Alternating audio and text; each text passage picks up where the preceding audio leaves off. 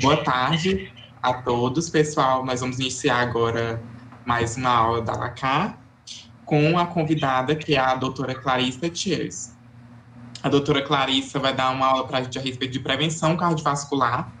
E a doutora Clarissa é mestre e doutora em cardiologia pela UFRJ, médica e preceptora da residência de cardiologia do Instituto Nacional do Coração, especialista em doença arterial coronariana, professora da Universidade Estácio de Sá, médica da clínica médica do Hospital Samaritano. E eu acho que é isso. Se eu tiver falado algo errado, pode me corrigir. Não, tá perfeito, Francisco. Muito obrigado novamente, doutora Clarissa, pela sua disponibilidade. Falar sobre prevenção é sempre muito... É como revisitar, né, o início de tudo. E preparar uma aula para estudantes de medicina, principalmente de universidades públicas, me faz lembrar de boa parte do que eu passei, né? Onde a gente buscava sempre informação, onde as dificuldades eram sempre muito presentes e a gente aprendia a lidar com cada dificuldade com muito primor. Então, parabéns pela iniciativa, parabéns por ser corajoso, né? Por buscar esse contato. Essas conexões são sempre muito boas para todo mundo. Então, eu fiquei muito satisfeita com a repercussão do congresso da SOCERJ. Fiquei muito feliz com o seu contato. E, assim, a vida da gente é bem turbulenta, né, de todo mundo. Então, separar um tempinho para revisitar isso e preparar a aula, principalmente para estudantes, foi muito prazeroso, de verdade, né? Então, vamos lá. Por que a gente está aqui, né, numa tarde falando sobre prevenção cardiovascular? Porque é o primeiro momento onde a gente vai se posicionar e é algo que a gente pode fazer a partir de agora, como estudante. Você não precisa ser médico para começar a fazer uma boa medicina. Basta, na verdade, você ter algum conhecimento e muita boa vontade. Então, o que a gente quer, na verdade, né? O cenário atual não está nada favorável, nem no Brasil, nem no mundo. Quando a gente fala em prevenção, é justamente onde a gente pode transformar a nossa realidade. Então, nós queremos evitar a doença antes que ela se manifeste. E o que a gente precisa saber agora, como a gente pode se posicionar para tentar cumprir o nosso papel, né, como médicos, como futuros médicos, como cidadãos. Eu, particularmente, gosto muito, esse é um site da Sociedade Brasileira de Cardiologia, e não temos perspectiva disso mudar ao longo das próximas décadas. Doença cardiovascular certamente vai ser a principal causa de morte no Brasil e no mundo. Esse print de tela eu fiz agora à tarde, no iniciozinho da tarde, então ele te dá o número de mortes por doença cardiovascular no mês, no dia, no ano. Esse é o que foi computado anualmente. Vale a pena, assim, é assustador, mas é necessário, né? E que isso seja divulgado para a gente e para os nossos pacientes. Doutora, só para avisar para a senhora, porque a apresentação não está passando. Não sei se a senhora já colocou no slide do cardiômetro. Pois é, aqui não está aparecendo. Não passou aqui para a gente. Deixa eu ver se eu consigo fazer tudo de novo. Agora passou. Ai, peraí. Peraí. Se a senhora quiser também ampliar a apresentação para ficar na tela cheia. Deixa eu ver.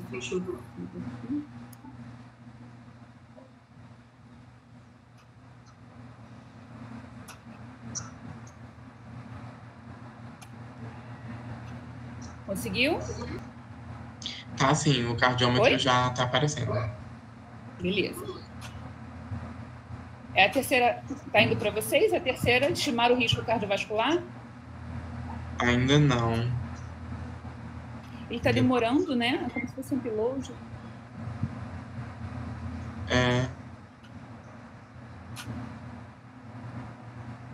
Eu vou ver se vai trazer. Esse próximo slide é a estimativa do risco cardiovascular. Não, não foi, ainda está no cardiômetro. Cardiômetro, 310.328 mortes.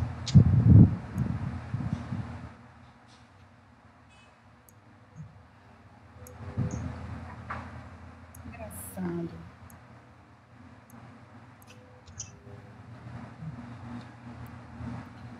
Fechei tudo aqui, tá tudo fechado. E não tô fazendo upload. Doutora, a senhora pode tirar do modo de apresentação. Quer tentar fazer novamente? A senhora pode tentar tirar do modo de apresentação, que eu acho que aí passa normal. Eu acho que o problema talvez esteja sendo com o modo de apresentação. Tá ótimo. Vê, tente passar normal agora. Isso, tá indo. Aí só arraste pro lado Tá indo? essa miniatura. Isso, tá indo. A senhora consegue arrastar pro lado essas miniaturas aqui de slide? Para elas ficarem menores? Tá no terceiro slide para vocês?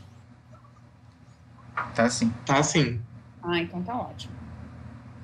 Então, na verdade, o que a gente quer, né? Como é que a gente faz essa estimativa? O paciente acabou de chegar no seu ambulatório, seja de clínica médica, ambulatório geral, e você quer, na verdade, estimar o risco desse paciente desenvolver doença cardiovascular no futuro, que pode ser um futuro a curto, médio e longo prazo. Na verdade, o processo é sempre o mesmo, né? Você começa com um exame clínico, e esse exame clínico ele inclui ESE e o exame físico. E a partir daí você começa a coletar dados para que você consiga fazer uma estimativa dessa probabilidade. A gente chama isso de uma probabilidade pré-teste, ou seja, só com os dados clínicos epidemiológicos envolver doença cardiovascular no futuro. Então, o que você vai perguntar para o seu paciente? Na verdade, dependendo do sexo e da idade, você já tem esse número razoavelmente estimado.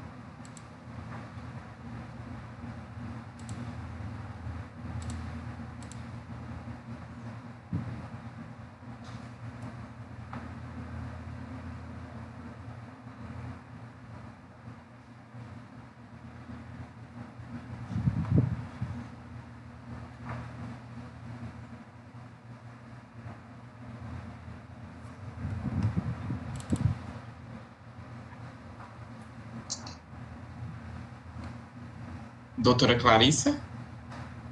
Eu acho que a apresentação travou aqui.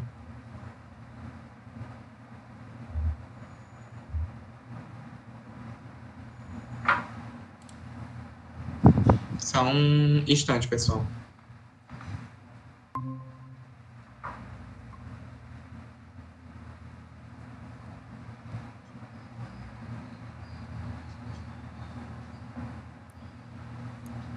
Está me ouvindo? Opa, Estou sim, doutora. Perfeito. Deu uma travada. Uma travada aqui, minha câmera desligou, não sei porquê. E você vai recorrer a alguns exames complementares que, na verdade, são muito simples. Glicemia, praticamente, e perfil lipídico. Para você saber se esse paciente tem algum... É porque a apresentação não voltou, acho. Não voltou? Não. Deixa eu ver aqui até quantas pessoas. O outro dispositivo que a senhora tinha entrado na chamada, ele saiu.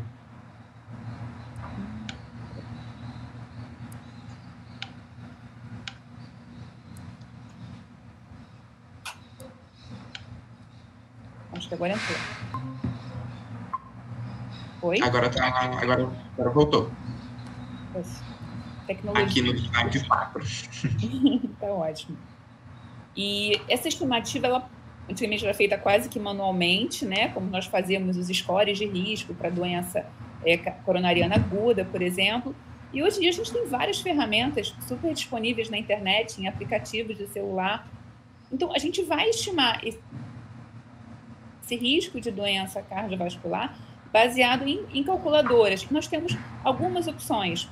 Eu coloquei aqui embaixo o print da tela da SCVD, que é recomendada pela Sociedade Americana de Cardiologia, American College. Mas nós temos versões brasileiras. A gente tem um aplicativo que foi criado pela equipe de cardiologia da Sociedade de Cardiologia de São Paulo, que é muito simples, que você coloca risco cardiovascular global e ele já te dá a estimativa e dá, inclusive, as recomendações de estatina ou não. A gente até vai chegar nessa parte. Só voltando aqui nesse slide, então, existem algumas diferenças regionais. Por exemplo, a Europa prefere o score de risco cardiovascular global. Minto. Os Estados Unidos preferem o SCVD, aqui está errado. E a Europa risco cardiovascular global. O que eles contemporizam nesse cálculo? Entra idade, raça, sexo, entra colesterol, entra hipertensão com ou sem tratamento e entra dislipidemia com ou sem tratamento. E diferente do score de risco de Framingham, que é o que a gente usava, o que eu usava na minha época de acadêmica, que estima o risco de infarto, esse score ele é muito mais oportuno, porque não é só o risco de infarto que ele estima.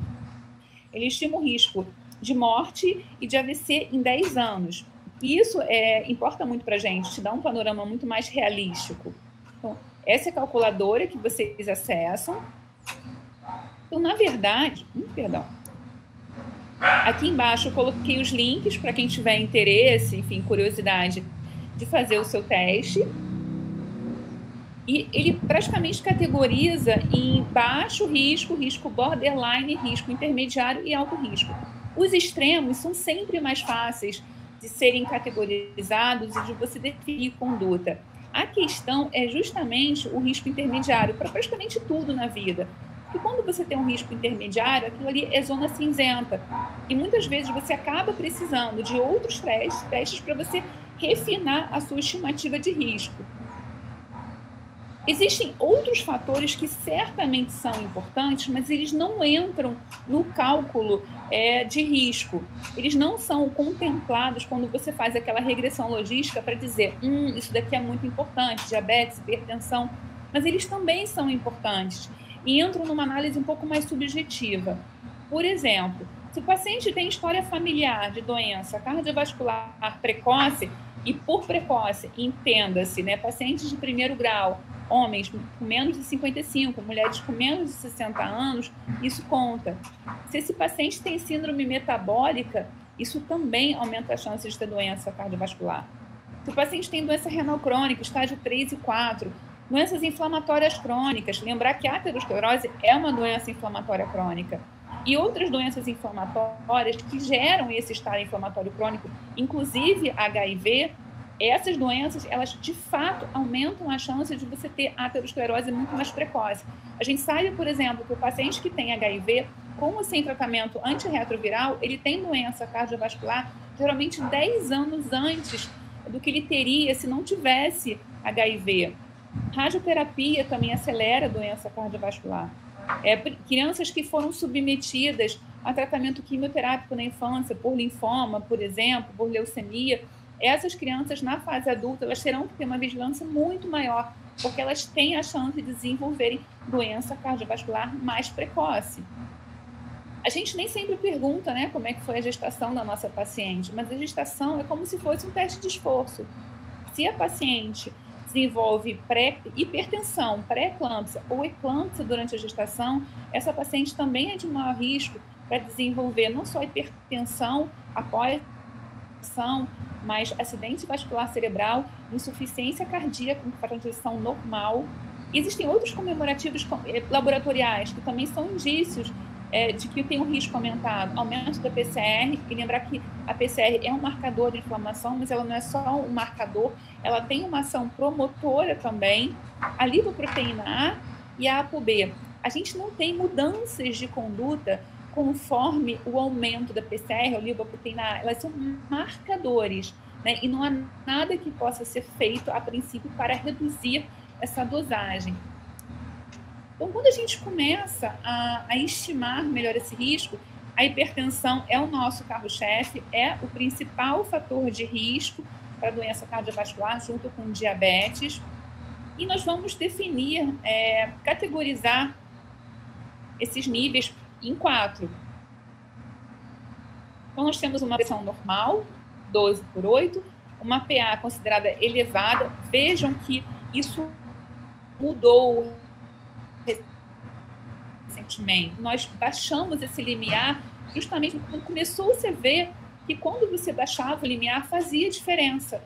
Se você tratasse esses pacientes de forma mais precoce. Quando você aumenta muito o limiar para diagnóstico de hipertensão, você perde uma gama enorme de pacientes que podem ser tratados e terem desfechos melhores do que teriam. Então, observe aqui nesse slide que definição de hipertensão já é uma PA maior ou igual a 13/8. E uma hipertensão estágio 2, ou 14/9. Atenção na pressão diastólica. Se eu tiver uma pressão diastólica maior que 80, isso já é hipertensão estágio 1. E isso é muito fácil, muito frequente de ser observado. Uma pressão diastólica maior do que 90 já configura estágio 2 de hipertensão. E a nossa meta é você manter uma pressão menor do que 13/8. Estão me ouvindo bem? Estamos sim. Francisco, está me ouvindo? Então tá jóia. Em sequência, a gente pesquisa dislipidemia nesse paciente. E, na verdade, se você puder escolher 2 exames, a gente vai pedir um hemograma completo, uma glicose e uma hemoglobina glicada. Isso, para a gente, no Sistema Único de Saúde, é mais do que o suficiente para nossa estimativa de risco. Não sei se vocês conseguem ver, não tem nenhuma pretensão de decorar valores, porque isso está disponível. Mas o que mudou, né, em relação à análise do colesterol? O jejum ele não é mais necessário, né? Exceto em pacientes que você tem hipergliceridemia importante. Aí, nessa situação, é interessante que você realmente faça jejum para você não contaminar os outros valores. E com base nessas dosagens, você estima o risco do seu paciente. E as metas, observem, as metas de colesterol, elas não são as mesmas de acordo com o score de risco. Os pacientes de risco mais elevado, ou com doença coronariana manifesta, na verdade, doença aterosclerótica manifesta, esses pacientes têm um ter rigor muito maior no tratamento. E eles têm metas diferentes. Então, se eu tenho um paciente de muito alto risco, que seria o nosso paciente com doença aterosclerótica, doença coronariana, ou cerebrovascular, ou doença vascular periférica, eu tenho que ter uma redução em torno de 50% e uma meta de LDL menor do que 50%. Veja, né, eu preciso sempre da melhor estimativa. Se eu conseguir 50%, mas se ele não está menor do que 50%, eu vou perseguir esse tratamento mais agressivo. Né? Pacientes de alto risco, também, né? Uma meta bastante exigente, né? Um LDL menor do que 70%. Pacientes de baixo risco, nós conseguimos, sem glicemiante, ainda sem tratar, uma redução maior do que 30%, e de uma forma geral, o efeito da estatina é uma redução em torno de 30%. Por que eu estou reforçando isso? Porque se eu tenho um paciente de alto risco e com colesterol muito alto, digamos, estatina de alta potência em alta dose, eu não vou conseguir a minha meta, eu vou conseguir com muita dificuldade. Então, você já se prepara para um cenário em que talvez você tenha que associar ou a ezetimiba ou inibidor do receptor de PCSK9. Mas essa é uma situação que a gente vai abordar um pouquinho mais à frente, uma situação que, felizmente, é exceção, até porque é uma droga extremamente cara. Então, só para um público bem selecionado. Eu queria só destacar um fator, toda vez que a gente observa, e lá no Instituto a gente vê muito isso, pacientes com doença coronariana em idade extremamente precoce, você desconfia, mas o que leva, né? Muitas vezes esse paciente não tem hipertensão, tem uma hipertensão leve, não tem diabetes, não fuma, não tem outros fatores de risco, mas muitas vezes esses doentes têm uma condição chamada hipercolesterolemia familiar, e às vezes é uma oportunidade de você rastrear a família inteira. Então, existem critérios bem estabelecidos para isso, não existe um exame laboratorial, então os critérios são clínicos e laboratoriais, e para cada importância do critério nós vamos somando pontos. Então, nós temos um diagnóstico muito provável, um diagnóstico definitivo. Essa apresentação eu vou passar para vocês de Prevenção Cardiovascular, da SBC, de 2019. E percebam aqui que somam muitos pontos o chantelasma e o arco corneano, que na verdade são informações visuais, né? Então, a observação, a ectoscopia, que é a nossa primeira análise do paciente que chega até o nosso ambulatório, é extremamente importante. Então, a gente observa justamente essas lesões nas superfícies extensoras, né? E o arco corneano também, que é bastante frequente. Não entrou aqui no conto do SCORE, você tem também chantelasmas, né? Que são justamente aquelas bolsinhas amareladas sobre as pálpebras. E o diabetes, né? Como é que ele entra nessa história? Revisitando. Quando eu era acadêmico, que estava na situação de vocês, o nosso diagnóstico de diabetes também era acima de 125, isso não mudou muito. Mas a condição de pré-diabetes, esse conceito de que acima de 99 é um valor com o qual a gente deva se preocupar, isso é um fato que não existia há 15, 17 anos. Então, só para a gente revisitar, né, os critérios. Então, uma hemoglobina glicada, né, maior do que 6,5. Lembrar, que a glicemia de jejum, ela deve ser avaliada em mais de uma dosagem. Você pode fechar o diagnóstico de diabetes numa única dosagem? Sim. Se esse paciente tiver uma glicemia, ao acaso, maior de 200, e sintomas de hiperglicemia ou poliúria ou polidipsia, e você pode fazer o teste de sobrecarga de glicose com 75 gramas, para você conseguir fechar o diagnóstico. A glicada, ela já te dá, né, a média dos 3 últimos meses. Então, a gente tem que uma glicada em torno de 5,7 para baixo, você não tem diabetes, você tem a intolerância à glicose entre 5,7 e 6,5, e acima de 6,5 o diagnóstico de diabetes estabelecido. E o que nós faremos com isso, né? Quais são as nossas metas? A gente quer, como meta terapêutica para o nosso doente, e eu acho isso extremamente importante de ser compartilhado com o paciente, uma hemoglobina glicada em torno de 7. Isso é para todo mundo? Não. Se você tem uma glicada em torno de 7,5, 8, num paciente idoso, o impacto desse controle muito rigoroso, ele certamente não vai ser o mesmo de um paciente jovem, e tem uma sobrevida muito maior e que, portanto, vai viver tempo suficiente para vivenciar as complicações de um diabetes não tratado. Neuropatia, retinopatia, nefropatia, doença cardiovascular. Então, o que nós queremos no nosso paciente é que a gente consiga uma glicemia de jejum menor do que 100 e uma glicada menor do que 7.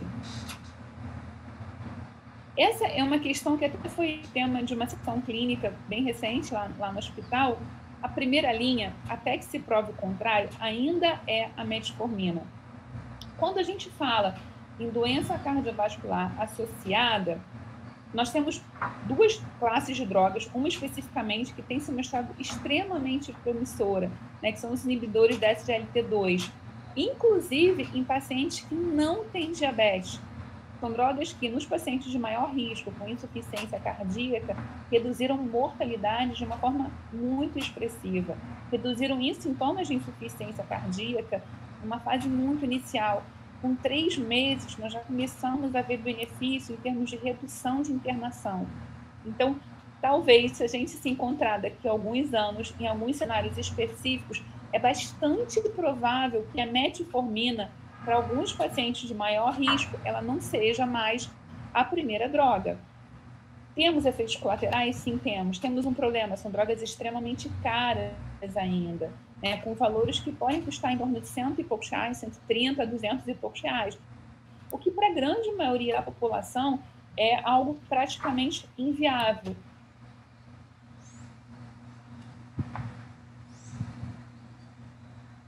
Mas a gente espera que sejam drogas padronizadas no sistema único de saúde, dado que o benefício, até em termos de redução de custos de internação, é bem expressivo.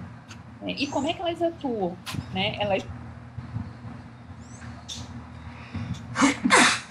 bloqueiam o receptor da SGLT2, que faz com que, nós absorver glicose e sódio, você também deixa de absorver água, que faz essa diferença toda. Tem várias outras ações anti-inflamatórias que têm mostrado benefício, inclusive em redução de peso.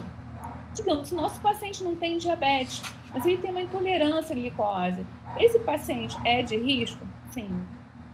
Esse paciente também é de maior risco. E a gente chamou todos esses achados, na verdade, que são causados por uma resistência à insulina. Na verdade, a gente tem a insulina nesse cenário em níveis mais aumentados, e a insulina tem essa ação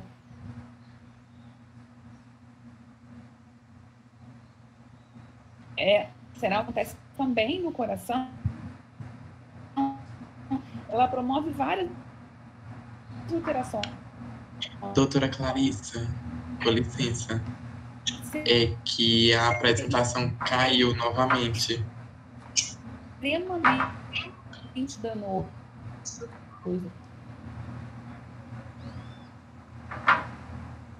Então, quando você se depara com paciente, ou seja, né, valores entre 99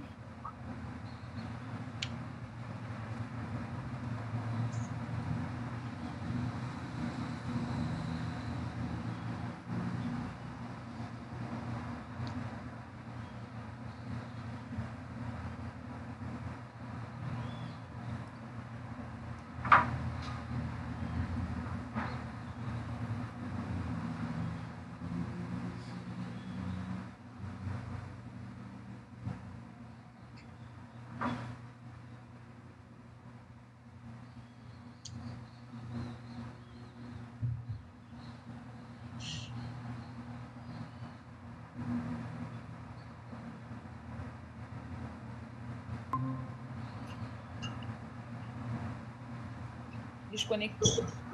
Deixa eu desconectar de novo aqui. Tá certo. E a apresentação também. A apresentação também. Caiu. Oi? Agora tá carregando aqui. Pronto, voltou. Se a senhora quiser também aumentar a apresentação, deixar no... Acho que é o modo de apresentação. Isso, a tela cheia. Já vai ficar um pouquinho melhor. Medicação, consegue ver? Sim, tá em medicação. Perfeito. Na verdade, a gente já, em algum momento, já houve indicação de AS, por incrível que pareça, vocês não pegaram isso, para pacientes que tinham diabetes. E a gente interpretava diabetes é igual à doença coronariana. A gente sabe que não é bem assim, é um fator de risco importante, mas essa estimativa não é simplória dessa forma. Então, na verdade, a gente tem duas grandes medicações que surgiram para redução do risco de doença cardiovascular. A estatina, não só pelo efeito redutor do colesterol, mas ela tem uma ação que a gente chama de pleiotrópica, ela tem uma ação que reduz a inflamação sobre placa. E a inflamação sobre placa é justamente o que favorece a ruptura e a síndrome coronariana aguda ou a doença cerebrovascular aguda, importante. A estatina está muito melhor estabelecida do que o AS na prevenção primária. Então, assim, a estatina não teve grandes novidades em relação às diretrizes de 2018. Então, para quem que vai receber estatina? Baixo risco? Nem AS, nem estatina. Alto risco, a gente vai prescrever estatina em dose máxima. E eu coloquei aqui a Atorva ou a que são as estatinas de alta potência. E elas têm algumas vantagens. As outras estatinas de menor potência, como a simvastatina, são drogas que a gente precisa fazer em doses maiores. No SUS, muitas vezes, a gente não tem as estatinas de alta potência, até por uma questão de custo. A questão é, quando você faz essas estatinas em doses maiores, 40 miligramas de simvastatina, a chance de você ter mialgia relacionada a ela é maior. Então, a gente acaba suspendendo, espera um momento, às vezes 1 mês, 2 meses, e reinicia, geralmente reinicia com uma estatina de alta potência. Mas sempre que for possível, o nosso paciente de alto risco, ele deve sair com a prescrição de estatina de alta potência. Alta potência, entenda-se, Rosuva e Atorva. O risco intermediário o borderline, é aquilo que a gente tinha conversado, né? É zona cinzenta. Então, nós temos, na verdade, algumas opções. Ou você começa com uma dose moderada. E o que é dose moderada? 5 miligramas de Rosuva, 5 a 10 miligramas, uma torva de 20 miligramas. Ou você pode refinar a sua estimativa de risco. Se você tem um paciente que está no risco intermediário, você quer uma forma de discriminar se é um risco intermediário realmente mais para baixo ou um pouco mais alto. E a grande ferramenta que surgiu nesse momento, já tem décadas, na verdade, mas que a gente está implementando de uma forma muito mais consciente, é o score de cálcio. O que é, na verdade, o score de cálcio? É uma tomografia de tórax em que você mapeia, você contabiliza a quantidade de cálcio no território coronariano. Você não precisa fazer contraste para conseguir essa estimativa. E a gente sabe que aonde tem cálcio, tem placa. Quanto maior a quantidade de cálcio, maior a quantidade de placa e, portanto, a carga aterosclerótica desse doente vai ser maior. Então, a chance desse paciente ter um evento coronariano é maior. Mas isso não é em valores absolutos. Lembra as curvas da pediatria? Então, nós plotamos esses valores para a curva de um gráfico do estudo chamado MESA. Nesse estudo, você compara aquela quantidade de cálcio na coronária de acordo com o sexo e com a idade. Então, por exemplo, um score de cálcio de 100 é um score de cálcio que chama atenção no homem de meia idade, uma mulher de meia idade. Mas se pega um score de cálcio de 100 num idoso de 70, 80 anos, muito provavelmente esse valor vai estar abaixo do percentil 80, por exemplo, onde a grande maioria vai ter score de cálcio acima disso. Então, é sempre importante você contextualizar aquele valor do score de cálcio de acordo com o sexo e com a idade. Até para você saber, o score de cálcio 0, esse paciente é de baixíssimo risco de ter doença coronariana. Eu posso ter placa, Clarissa, sem cálcio? Posso, eu posso ter uma placa mole, mas aí o score de cálcio não vê, quem consegue ver isso é a angiotomografia. Mas, de uma forma geral, o score de cálcio 0, ele praticamente deixa você muito tranquilo em relação a eventos cardiovasculares.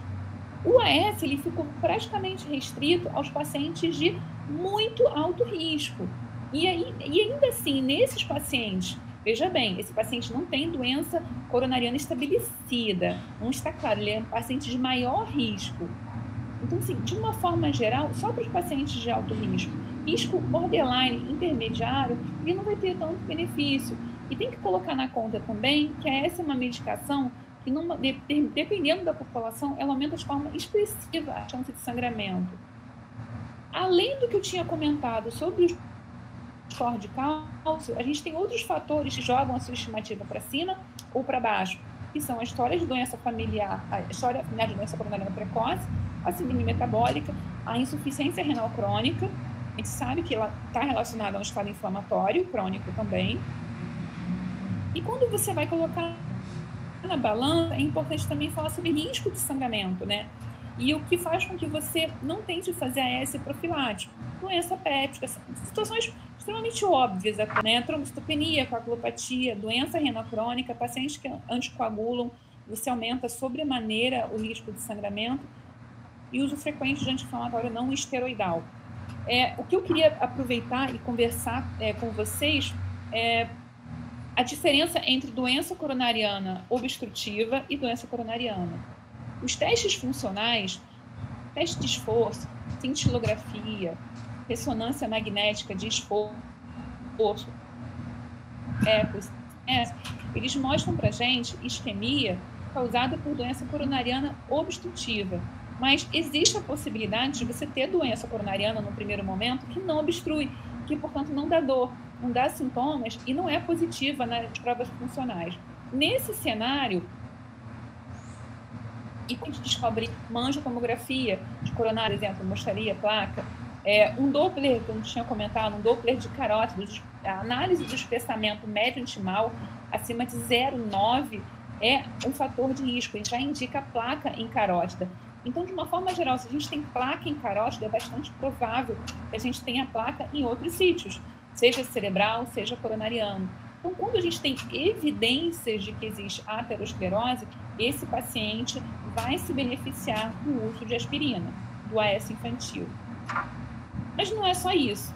Na verdade, o fator mais importante são os nossos hábitos. A mudança do estilo de vida é extremamente importante, tão importante quanto ou mais do que qualquer medicação que a gente possa fazer. Isso tem uma razão de ser. Se você tem uma doença que é sistêmica, é natural que intervenções que hajam no corpo como um todo, elas tenham um impacto muito maior do que qualquer medicação sobre um determinado receptor. Então, o que a gente vai recomendar para os nossos pacientes? Aquele tripé que a gente já conhece, que é tão dieta, exercício, manutenção do peso.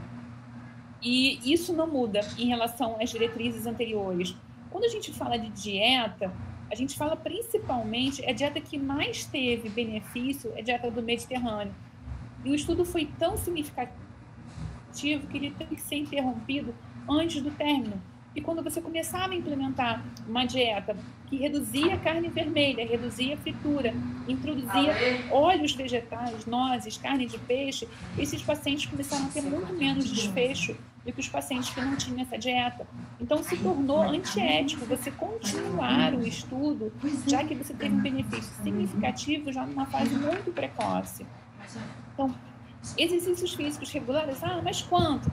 Uma caminhadinha, né? A gente vê isso no ambulatório. Mas eu caminho todo dia, né? Mas de que forma? Quanto tempo? Qual a intensidade dessa caminhada? A caminhada não é para ser recreativa. Tudo bem que existe uma questão lúdica que é importante, mas é mais do que isso. Então, o que a gente recomenda?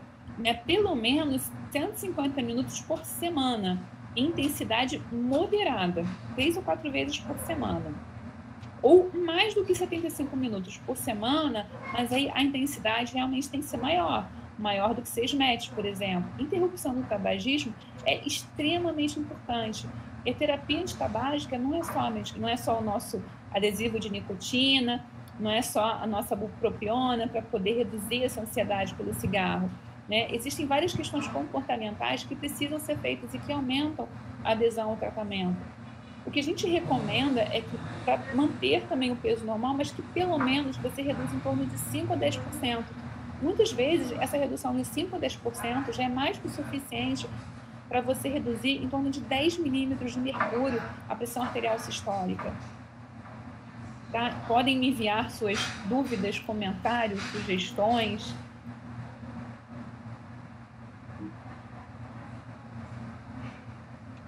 Estão me vendo? Tá certo, Estamos sim. Vou só olhar aqui no YouTube se mandaram alguma pergunta. Doutora, enquanto o Chico olha no YouTube, eu tenho uma dúvida. Seria qual o melhor momento para realizar o cálculo de estimativa de risco cardiovascular? Se logo na primeira consulta, ao cardiologista, como o primeiro atendimento, não a atenção primária, já pode fazer esse cálculo?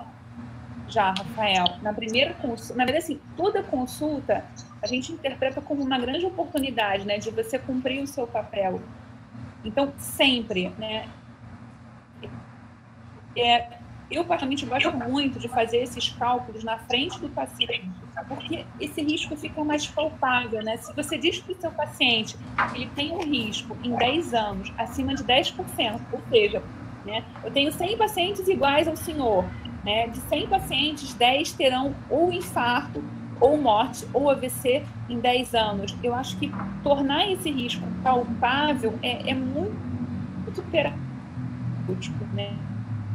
Você já pode e deve fazer isso numa primeira abordagem. Até porque existe a chance de, em outros momentos, esse paciente já vir tratado. Claro que as calculadoras já têm ajustes para isso, né? Para o paciente que está dislipidêmico, mas já usa estatina, e você consegue se orientar em relação ao que fazer. Vou aumentar a dose da estatina? Provavelmente sim, vou associar uma segunda droga, sim, mas sempre na primeira consulta, sempre. Lembrar que, se você faz um ambulatório de cardiologia, por exemplo, esse paciente já está ficado, né? A gente não está falando de prevenção primária, a gente está falando de prevenção secundária.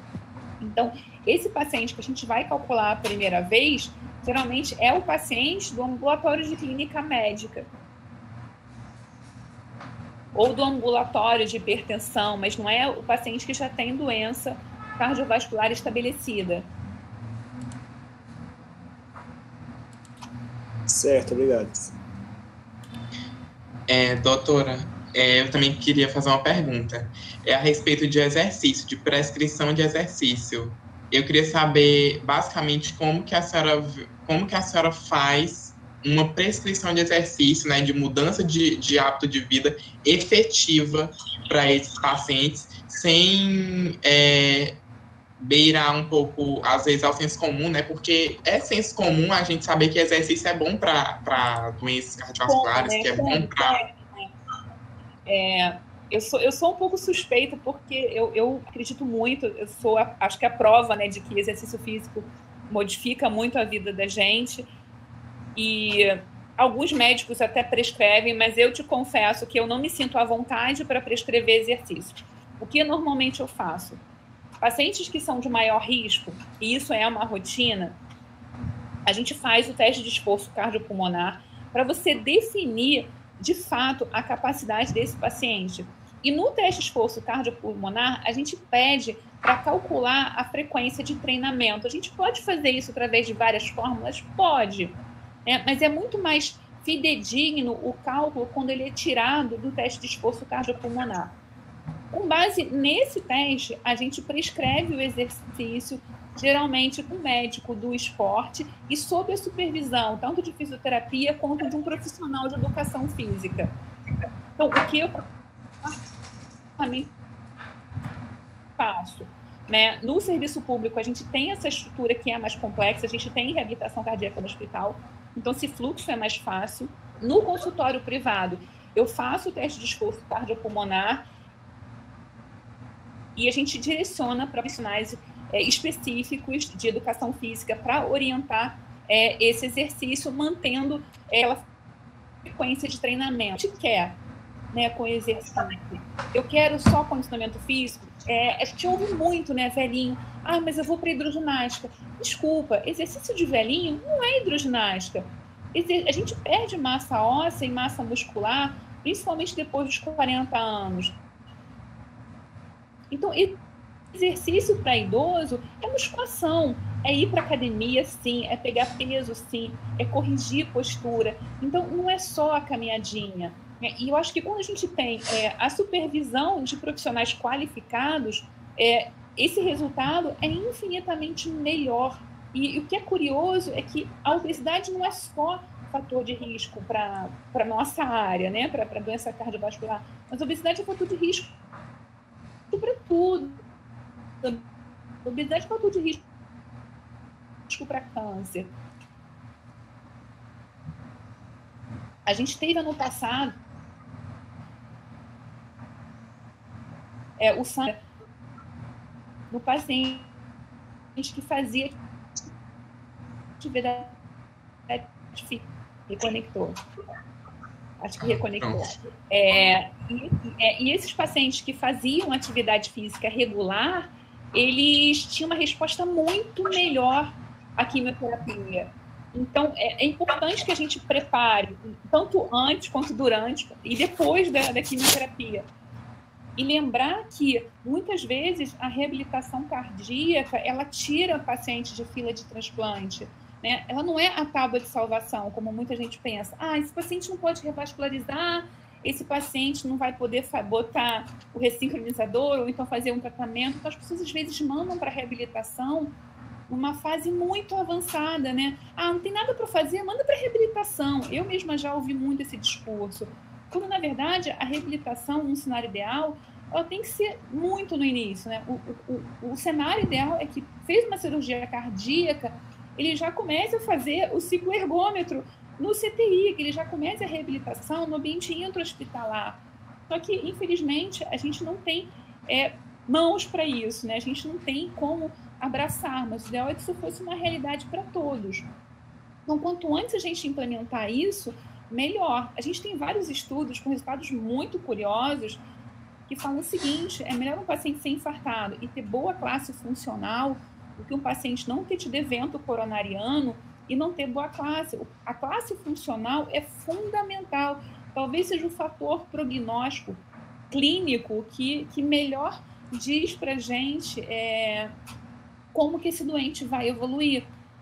Se equivale à fração de ejeção, que é o dado que a gente consegue no ecocardiograma.